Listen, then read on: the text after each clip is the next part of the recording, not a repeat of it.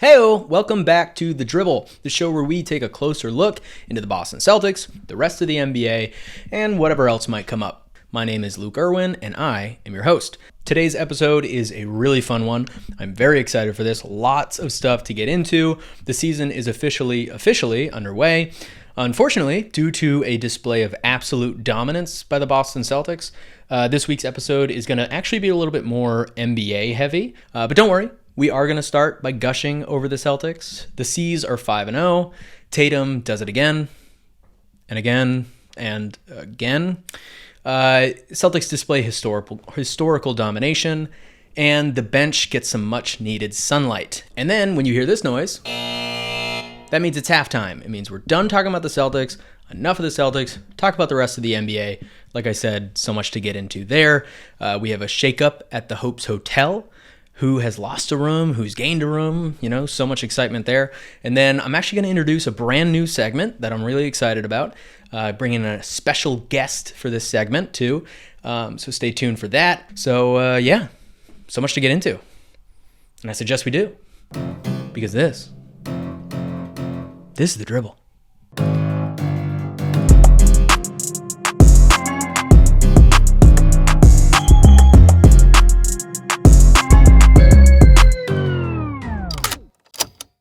Okay, so this week, Celtics had 3 games, and in those 3 games, it was absolute domination across the board.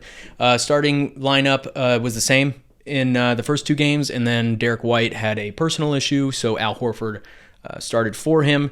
But I think our starting lineup is kind of set at that White, Holiday, Brown, Tatum, Porzingis lineup, which I'm all about it. It's so good. In the first game, Celtics win against the Wizards, 126-107. Like I said, pure domination. In the first 2 games in this week, the Celtics did not play their starters past the third quarter. So that can tell you right there, right off the bat, that we were absolutely cooking teams this week. Yeah, some bad teams, some parking lot teams. Chill out. The Jays were cooking in this game. For every single Celtics fan who's been watching them for the past couple of years, we know that this is what we've been waiting for. We've been waiting for a stat line like this. Check out this graphic that I'm about to put up. Look at this. Jaylen Brown and Jason Tatum in this game against the Wizards. 36 points for Jaylen Brown, 6 rebounds, 2 assists, 3 steals, and a plus-minus of plus 32. Yeah, plus 32 and a plus-minus. Amazing. Jason Tatum in this game, 33 points, 6 rebounds, 3 assists, 67% field goal percentage, which is huge. If he can shoot efficiently, it's just game over for the league. And then his plus minus was also a plus 27.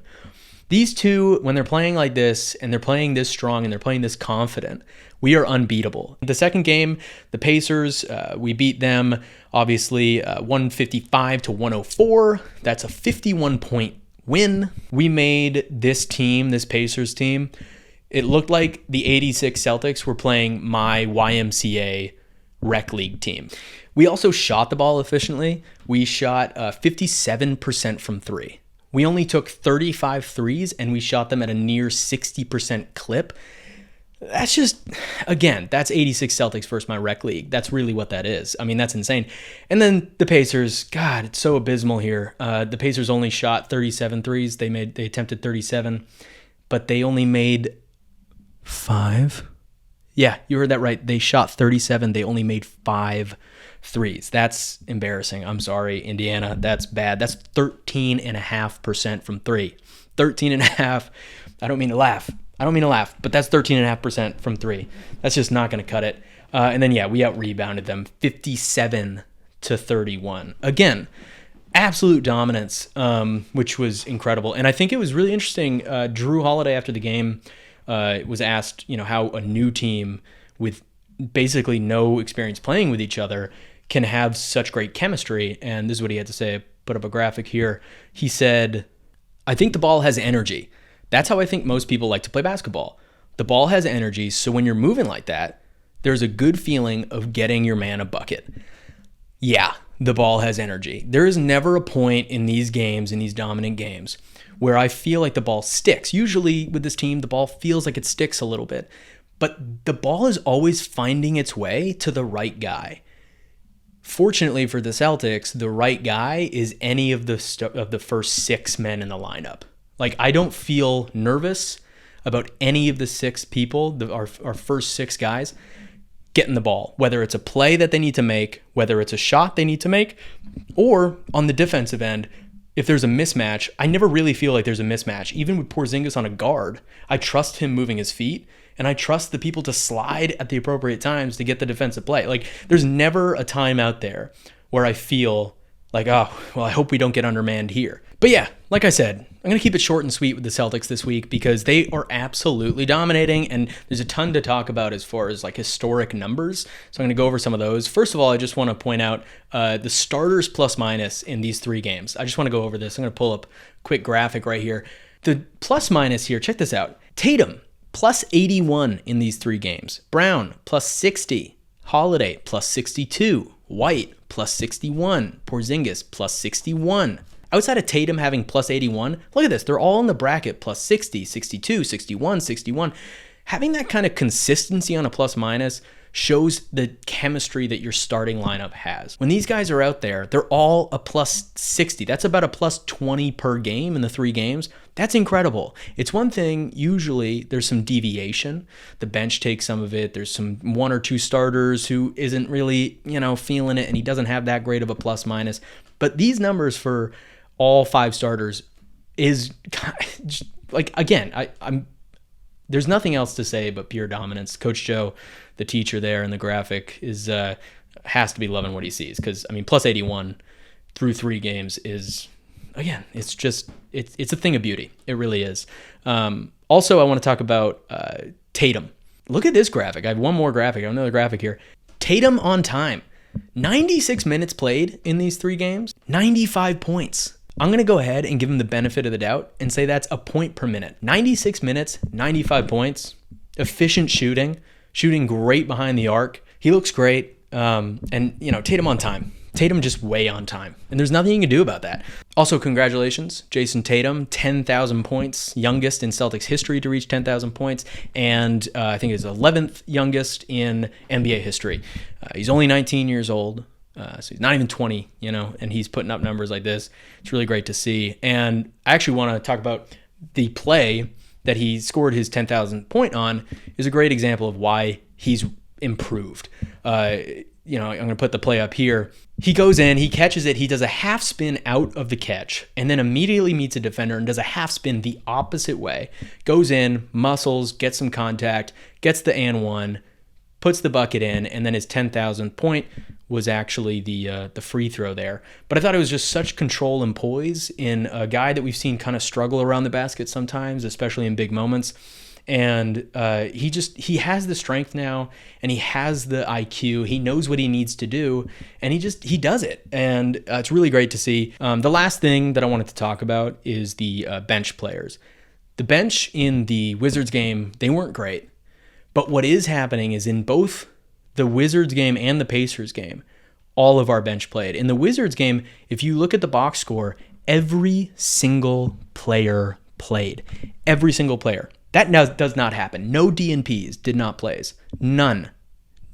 Every single Celtics player that was ready, suited up to play, played. In the second game against the Pacers, every bench player played except for Jordan Walsh, our rookie, which... Look, I want to see some Jordan Walsh. I was excited about him. He plays tenacious defense. He's pretty good on the offensive side, but he really seems to be a kid who plays hard. But if we can get our depth a little bit more experienced like we are with having them play that much, full quarters, then that's huge, because those players normally wouldn't see maybe any minutes on a good team like this, but they're seeing plenty of minutes. So that should actually, get them playing a little bit better. And you know what that means?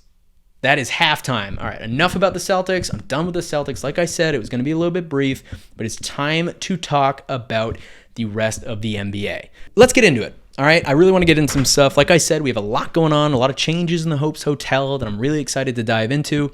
But first, I want to introduce a brand new segment, a segment that I'm really excited for. It is a betting segment. I'm going to bring in my degenerate brother, Tim, a.k.a. Timmy the Greek, a.k.a. T-Bone Steak Extra Raw. But yeah, he's going to come in. The segment is called Major Wager. Tim, you hear me? Yeah, Luke, let's go. What's up, dude? All right, for everybody who does not know, this is my brother Tim. How you doing, dude? I'm good, man. Can't complain. Celtics are 5-0, loving it.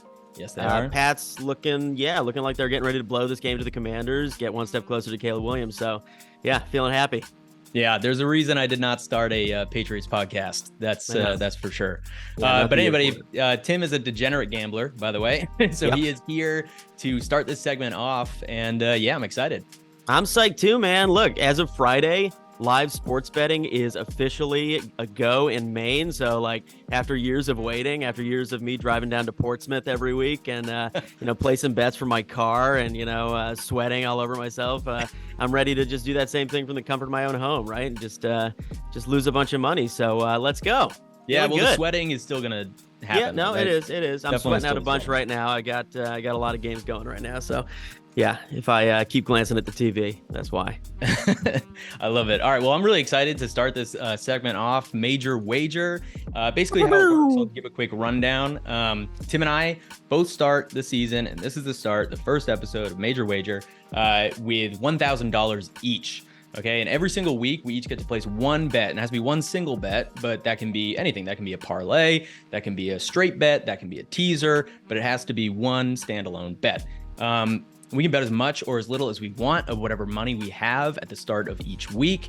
And at the every week, we'll recap kind of what we lost, who made the right bet, who made the wrong bet. And it's going to be a really big competition, just seeing who is kind of making the right decisions, the wrong decisions, losing money, gaining money. I'm really excited. At the end of the year, whoever has the least amount of money has to buy the winner the Celtics jersey of their choosing.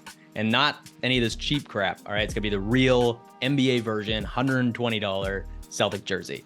So yeah, I'm really excited. Let's get into it. You better start cruising eBay right now, trying to find that Jared Sullinger jersey I'm gonna be wanting at the end of this. So I think that I have a natural knack for this, and I know you've been betting for a lot longer than I have, but I have a feeling I'm gonna come out on top. You almost definitely will. Yeah, because I'm not. I don't know. We'll see. We'll see. We will see. So today to start, we're actually going to do just futures. So we're going to do anything NBA futures. So basically for people who don't know, a future is anything from like an award or a team's over under win total, anything like that, and so much more. Basically at the end of the year, this is when this bet will kick in. So next week, we'll have a whole new round of bets that's really just for that next week. This one is a standalone that will be kind of an added on at the end of the year. So I'm really excited. Timmy the Greek, the T-bone steak, extra rare. How about you start us off, dude? What is your bet? What is your future bet for the first week of Major Wager? Okay. So I'll kick it off here. So my future bet is maybe to some people a little obvious, a little safe, a little chalky. Give me Tyrese Maxey for most improved player. He is the odds-on favorite for this award. So again, you're saying, okay. But, the odds are, when I checked, they're 240. They're actually down to plus 200 right now. So, I think this line, these odds are going to be, minus 200 in 2 weeks, honestly. I honestly think Maxey is going to win this award and win it pretty handily. Looking at the field, there's no one out there that really scares me. You got your Cam Thomases. Cade Cunningham's a little interesting at 10 to 1. That's who I was going to say. Yeah, Cade Cunningham. Yeah, I gave a look at that, and at 10 to 1, it's really good odds. I might sprinkle something on it, to be honest with you, but yeah, I just feel really good about Maxey. So yeah, this is basically a bet on Maxey to make the All-Star team, right? And which I think he will do. Like, this team has a huge vacuum in terms of usage after Harden's left. There's a lot of like Ewing theory possibility with Harden. I think he's, this team's rolling right now, and Maxey is just going to get a lot of shots up. And already right now, Maxey's averaging 25, 5 and 6 more or less in his first few games. Last year he was around 23 and 3, and I see him around 27 points a game this year. I really do. So yeah, just looking at the field, looking at the other guys, I just it's super chalky, but I just like the odds on this one. And so, like I said, I think I wanted to grab it at this number. I thought it'd be minus odds in a couple weeks. So, why I think not? That's great. I love that. I actually love that pick, especially with Harden out of the door. He's going to have to fill that spot, and he definitely can. I love him so much, and they need the scoring. I know that Joel obviously posts like 30, 33 a night, but Tyrese Maxey has to be that second guy now, and he was already filling that role almost as the second guy last year. So I think that's a great pick. Also, pretty good odds. I mean, they're not super sexy long odds or anything, but the Sixers, they might go out and grab somebody, but they're gonna be in no rush to do that. Honestly, they're gonna be near the top of the East, I think, even without sort of getting a replacement for Harden. So yeah, I think Max is gonna be a big part of that. So I like that number. And so like plus 200, I'm gonna put $200 on that. Just make it a nice even bet. $200 out of my 1,000 right away. That is such a good bet. Like, thank you. I didn't even think about that one for most improved player. I was going through my head who could be most improved player. Honestly, somebody who stuck up, I know that this is a Celtics podcast, but is Derek White. He's going to be stepping into a starting role. And actually a great one. Yeah. If he plays how he's been playing. Anyway, yeah, that's one to keep an eye on for sure. And when I was cruising these odds, I was sort of thinking, what's Lukey gonna pick? I want to pick one that might be off his radar. So yeah. Yeah, well, what I picked is not as sexy. It's kind of a safer bet, but again, I'm new to betting, so I want to start the week off with something that makes me feel all warm and fuzzy inside. That's gambling for you. That's exactly. That's gonna make you feel real warm and fuzzy. Yeah, start out feeling warm and fuzzy, but then all of a sudden cold-hearted at the end. So what I'm going to do is actually my pick is going to be for MVP. I'm going to go for most valuable player. I picked this before the season began.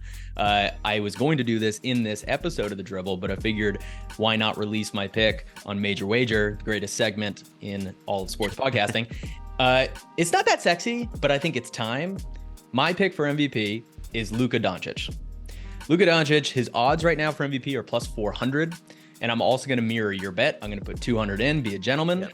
Do the exact same amount that you had. So to get 600 back on that with the plus 400 odds. He has started really great, and of course he did. He's Luka Doncic. He's averaging like 33. He leads the league in points per game, and he's second or third in assists per game. And then obviously he's a triple-double machine and can get basically a triple-double any given game. Also, he's really clutch. He has exciting moments, which again, it's a media-driven award for a lot of it. The one thing that's held him back in the past years is his team has not been a high contending team. His team is never like a 1 seed or a 2 seed or a 3 seed. They're usually like a 6 seed, 7 seed. They don't win as much, and that holds him back from MVP. One of the biggest parts of being an MVP is you have to be on a winning team. And so I think this year they're off to a great start, off to a great record. They look really good. I made this prediction during Hope's Hotel last week. I think that Kyrie Irving is actually going to play a lot more this year than he was last year or the year before. I don't think he's going to go on any random retreats. So I think that the Dallas Mavericks will stack up wins. And then also the Western Conference is kind of up in the air right now. The Suns don't look very good. The Lakers are kind of on and off, depending on if Anthony Davis, is Anthony Davis on any given night. And then obviously LeBron James is almost 40. So the West is a little bit broken open. If the Mavericks can grab the 1, 2, or 3 seed and Luka can average Luka numbers and have some Luka magic moments throughout the whole season, I think that he's going to be the MVP. Lukey, this is my pick for MVP too. I love it. Oh, yes. And I have bet this heavily. I really like this pick for a lot of the reasons you said. Like, yeah, this Mavs team is looking better than we thought, I think, like right away. And, the fate of Luka in the MVP market is going to be tied to the fate of Kyrie, which is like, as you brought up, which is obviously scary. But, I don't know. I think this Mavs team, if you're talking about a Mavs team that's like flirting with 50 wins, that's at least a 2 through 5 seed in the West.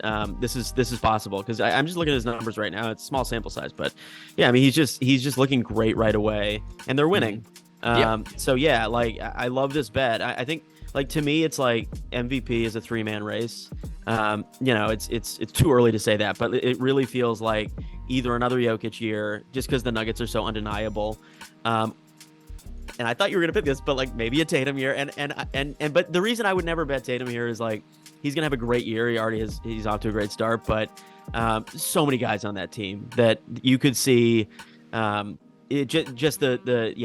numbers getting spread around so much that guys like Luka or Jokic edge him out. But yeah, if the Suns don't get off to a blazing hot start, if the Bucks don't, if they take some time to figure it out. I like Luka or Jokic here, and ultimately I think I think it might be Luka time. He's going to win an MVP one of these years, and it seems like a good bet. What are the odds on that? That's what do you say? Plus 400. The odds on him are plus 400, which are good right now. I'll take that for something that I really think is, to your point, it's about the other players, the other superstars' talent around them. We've seen Tatum, he's averaging 30 again, basically averaging what he averaged last season, and he's averaging more rebounds, and he has the assists, but we just have too many people. Any given night, it's going to be Jaylen Brown. He's taking a step. Any given night, it's going to be Holiday. Any given night for the Bucks, it can be Dame taking the points. It's not like Giannis is going to have to put up these crazy numbers. They're going to have to play a little bit more defense, but that's for a whole nother conversation. But yeah, with Luka, I mean, he's going to be, and there's another prediction. He already is well into that, but he's going to be a 50, 40, 90 guy this year. And if he averages 33, averages 9.5 rebounds and 8 assists, something like that, and he's a 50, 40, 90, and he's an efficient player, and the Mavericks seem like they're actually going to be playing and winning these games, I think he's kind of a lock. That's why I'm locking it in for this, but I think it's Luka time. I think it's Luka Magic time. I love it. Yeah. I do. I really do. That's a great pick. But yeah, well, all right. We got our bets locked in, dude. I'm really excited. I already got my competitive nature going. Oh yeah. I feel really good about my pick. I think that you made a really great pick too, but I'm excited to see what we do next week. All right. It's going to get ugly. Can't wait. All right, dude. Peace. All right. That is Major Wager. Super excited about that segment. Really love my pick for MVP, Luka Doncic, and I love Tim's most improved player pick with Tyrese Maxey. That's incredible. Really excited to see how that turns out, and I'm excited to place some bets next week, get this competition going. But in the meantime, it is time for the Hopes Hotel. A lot of shakeups. The Hopes Hotel is where I rank all the teams based on their title hopes and put them into the Hopes Hotel, from everything from the parking lot, no hopes, to the penthouse, high hopes. So let's get right into it. Let's start with the parking lot. Bring it on up. There we go. There is the new teams. We have some switch ups here, as you can see. The Washington Wizards, as you can see, are at the bus stop. They don't want to be here anymore. They got beat up by the Celtics. They got a bottle of wine. They got a cigarette. They are just hanging out. They don't want to be here. They don't. So they're ready to take the bus. They're gone. New additions to the parking lot, to the No Hopes parking lot. We have the Memphis Grizzlies. 0-6 Memphis is. The Memphis Grizzlies are 0-6. I can't put them in the Hopes Hotel, the title Hopes Hotel, if they're at 0-6. So they're in the parking lot. Maybe they're going to share that bottle of wine with the Wizards. I don't know.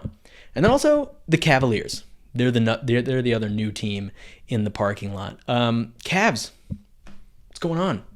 You don't look good. They're getting beat by some suspect teams, and the rest of the teams are the same. The Chicago Bulls, the Houston Rockets, Detroit Pistons, and Trailblazers, Raptors, and the Hornets.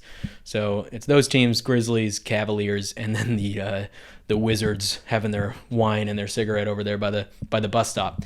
So that's the overflow parking of Hopes Hotel. No hopes. So let's move on. Let's show the hotel itself in all of its glory. There it is. So beautiful. Okay, let's go ahead. There are some new lobby teams. Let's go ahead and reveal. Boom. All right. So the new lobby teams are the Lakers and the Knicks. Those are the new lobby teams. And there are some teams out of the parking lot. One team in particular, that's the Nets. Nets have been looking good. That's why they're in there. The Nets, honestly, have been impressive. They have Ben Simmons, who has been still afraid to shoot, still doesn't want to shoot, but he looks confident. He's playmaking. He's getting the ball to the shooters. And like I said, Celtics played them this past week. They love shooting threes. So if Ben Simmons can just distribute the ball, get it to the open guy, they can hit some threes. I'm not saying they're going to get past the lobby. They might even be back in the parking lot next week. But for right now, they have impressed me. They kept it close with the Celtics. I like Ben Simmons, how he's playing. Cam Thomas, always a threat. Dinwiddie, they look good. But the two surprises, maybe to some, the Lakers especially, and the Knicks. For the Knicks, I just don't. Does anybody really see them truly contending for a championship? I think they are so close.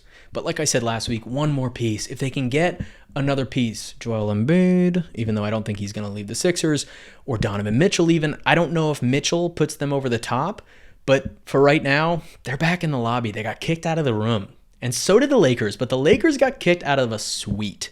Yeah, I've brought the Lakers from a suite all the way down to the lobby. They skipped the standard room. You're probably saying, Luke, you're a homer. Of course, you're a Celtic fan. You don't want the Lakers to be any good. I don't have any bias in the Hopes Hotel, okay? The Hopes Hotel is full of integrity, all right? Every single staff member in the Hopes Hotel is filled with integrity. You have no idea the integrity that these people are filled with. I am one of these people. We are integriful. We're integriful. We have so much integrity. The Lakers aren't impressive. LeBron James is impressive. Fun fact, he's still LeBron James. It's like watching Tom Brady play in his final year. He's still Tom Brady. LeBron James is still LeBron James. But I don't trust Anthony Davis. I don't trust his health. But more importantly, I don't trust the bench or the role players at all.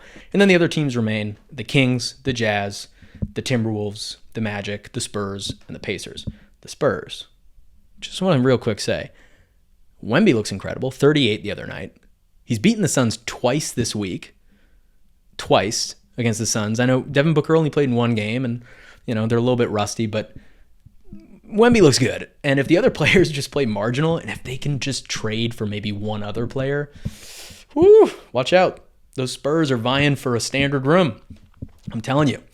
Speaking of standard rooms, let's go ahead and reveal the standard rooms, because again, there has been some mix-up. And boom. Yeah, some new teams here. So those are my standard room teams. You'll notice some changes. Oh, yeah. We have the Pelicans, the Thunder, the Suns, the Hawks, and the Clippers. Now, all of these teams were not here before. Two of the teams were. The Pelicans had this room, and the Clippers had this room. But the three that were not here before, some have moved up, and some have moved down. The two that have moved up, we have the Thunder and the Hawks. Let's first talk about the Thunder. The Thunder have looked great. I love Chet Holmgren. I think he's fantastic. SGA is obviously a killer. He's a superstar in this league. I think he's going to be in contention for the MVP, even though you already heard my MVP pick. And I love their young talent. I think they're going to really push some older teams to the brink. And the West is a little bit wide open. It's so talented. The West is so talented. There's so much. But they're going to push some teams to the brink, and especially in the playoffs, I think they have a chance to go really far in the playoffs. Maybe not all the way to the finals. That's why they're in a standard room. But I think they're going to be knocking some teams out that we'd be surprised by. Okay, so the Hawks. Look, last week I was on record saying that the Hawks might be a forever lobby team. I kind of regret saying that because I have them in the second week in a standard room already. So, look, my word is not bond, I guess.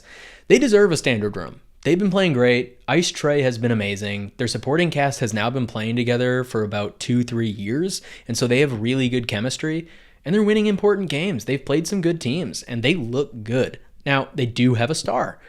Is he a superstar? No, but anytime you have a star like that and a couple people behind him that really play consistently good basketball, you have a chance, you have a hope for a title, okay? So I had to give them a room. They've officially moved on from being an all-time lobby boy all the way up to a standard room. And then you might notice the next team is the Suns.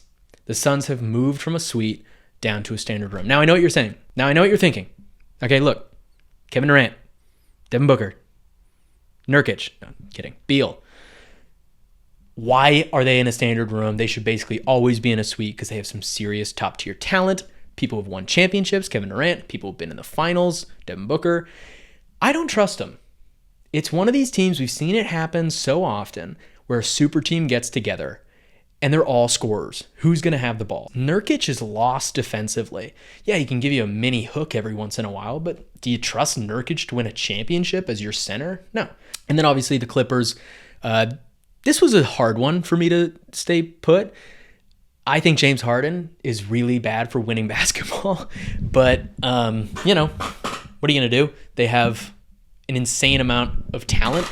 They have essentially a 2018 All-NBA team. If you go and look at 2018 All-NBA team, Team 1, Team 2, and Team 3, Russell Westbrook, Paul George, James Harden, and Kawhi Leonard are all on it.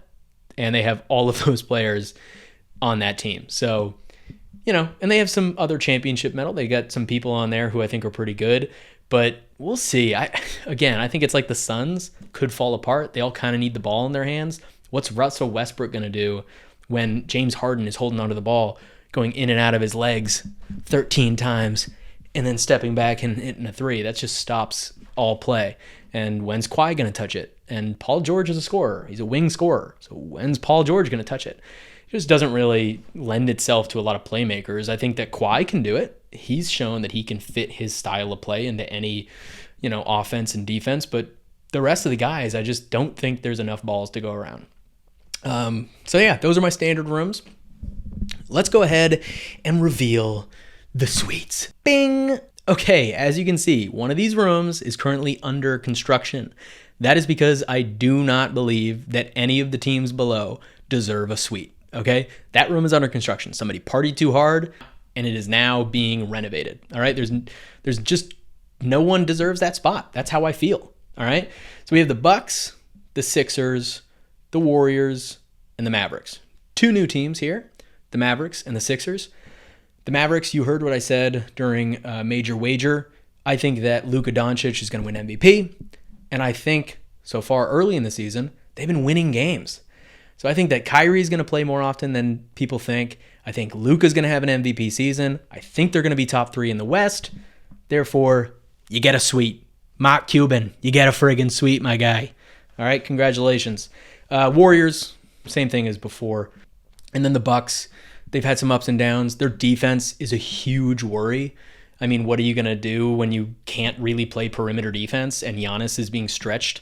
I mean, watching these games, watching the Bucks try to play defense, it's just Giannis like a baby deer, just like running around trying to block everybody's shot because Lillard can't do much and Lopez doesn't play that many high minutes. So, and then also Middleton, he doesn't look great. I know he's on a minutes restriction right now, but Middleton looks old. He looks 45 years old out there. And then another new team, the 76ers, making their way up. They got rid of James Harden, dead weight, gone, no longer in the standard rooms. Joel Embiid looks great. He's former MVP. And Tyrese Maxey, like my brother said in Major Wager, is going to take a big leap this year, I think. And they've been winning games, which is most important, and they look good, and their supporting cast looks good. And maybe this is the year they get over the hump. It's been a little bit. They've been stuck in that second round limbo, but maybe they get over the hump this year. I believe in them. So you get a suite, Philly. Congratulations, a Boston fan giving a Philly team a suite. Take a picture because it hurt to do. That's the suites. Like I said, one's under construction. I just don't think somebody deserves that spot. I think there's only 4 teams who deserve the suite spot. And then nothing's changed at the top. Let's go ahead and show it. Boom. Bang. Celtics, Nuggets. I just went over it. Celtics, absolutely dominating. And I don't really see any let up. And then the Nuggets, they're taking care of business. And so, Celtics, Nuggets, no change at the penthouse. They are the ones with the highest hopes in the Hopes Hotel. And so here's a full view of the entire hotel. So that is Hopes Hotel. Super fun. Now I'm going to sign off, but before I do, I'm going to just list off some games for the Celtics this week. They play tonight against the Minnesota Timberwolves at the Timberwolves. It's going to be an exciting one. Ant-Man on site. On Wednesday, the Celtics play Philly for a semifinals rematch. Always fun to play Philly. Tons of animosity. It's in Philadelphia. Fans are going to be crazy. That'll be a good one to catch on Wednesday. And then on Friday, the first ever in-season tournament game. We play the Nets that we played this past Saturday. And that'll be a first one. That'll be at Celtics, Nets at Celtics. And then finally, Saturday, the Raptors travel to Boston to play us. So it's 4 games this week. So it's a pretty big slate. A lot to cover next week in next week's episode, but very exciting. Some good teams. Philly will be a test that I'm excited for. And then games looking forward to for the rest of the NBA, all the in-season tournament games. I'm curious to see what happens. None are played on this Tuesday. There's no games this Tuesday, but all on Friday. That should be an exciting night for the NBA. And then the only other game that stood out to me was Wednesday. Golden State visits Denver Nuggets. So that should be good. Warriors, Nuggets. Probably a Western Conference Final preview. A Western Conference Finals preview. So yeah, I guess that's it. I'll sign off. This has been The Dribble.